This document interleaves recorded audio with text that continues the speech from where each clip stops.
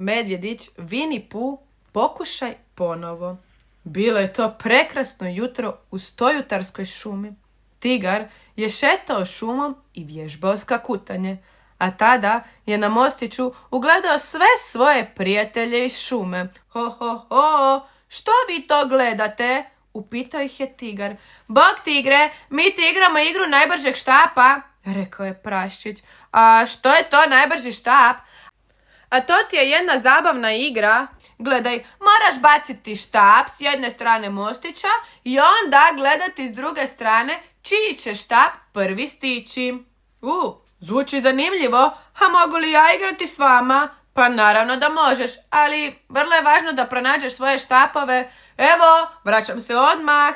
I kada se tigar vratio na mostić, krenuo je s njima igrati igru. Zec je označio početak igre. Priprema, pozor, sad!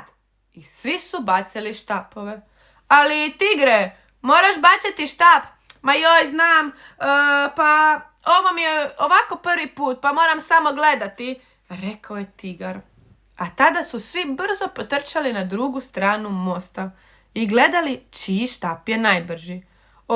Pa mislim da je ovo moj štap, rekao je praščić. Pa, mislim da nije. Mislim da je ovo zapravo moj štap, rekao je Sivko. I stvarno, to je bio njegov. Dakle, pobjedio je Sivko. Tigre, jesi li sada spreman? Upitao ga je zec. Naravno da jesam. Priprema, pozor, sad! I svi su bacili štapove i brzo trčali na drugu stranu mostića gledati čiji je štap najbrži. Kada su došli, ponovno su ugledali da je Sivkov štap najbrži. Opet sam pobjedio. Ovo je baš neki zanimljiv dan. I tada su odlučili ponoviti igru.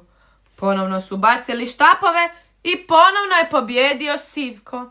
Ali ovog puta tigru to nije bilo drago.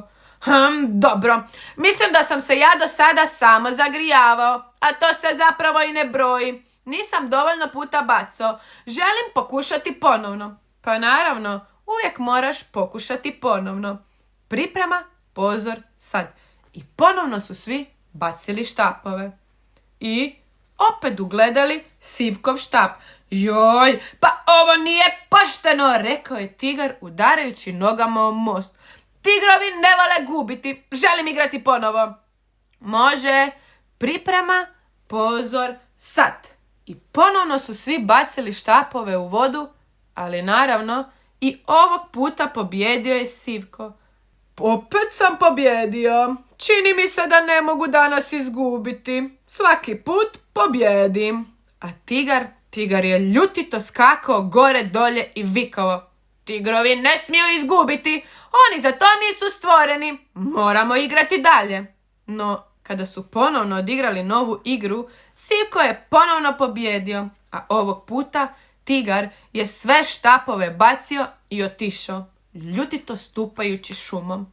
Sivko je odlučio potražiti tigra. Bok, tigre, znam kako se osjećaš. Otkud ti znaš? Pa, obično sam ja taj koji gubi, ali odaću ti jednu tajnu.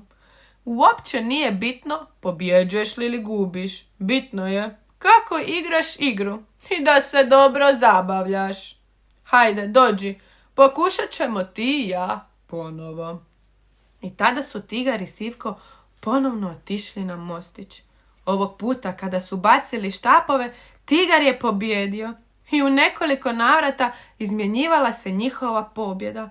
Tigar pa Sivko, Sivko pa tigar. Tigar se zapravo odlično zabavljao i tada je shvatio da je zapravo najvažnije igrati se i zabavljati. I tako su sretno oboje sišli s mosta. Čiča miča, gotova je priča. Ako ti nešto ne ide od ruke, uvijek možeš pokušati ponovo i poslušaj prijateljski savjet. Važno je sudjelovati u igri.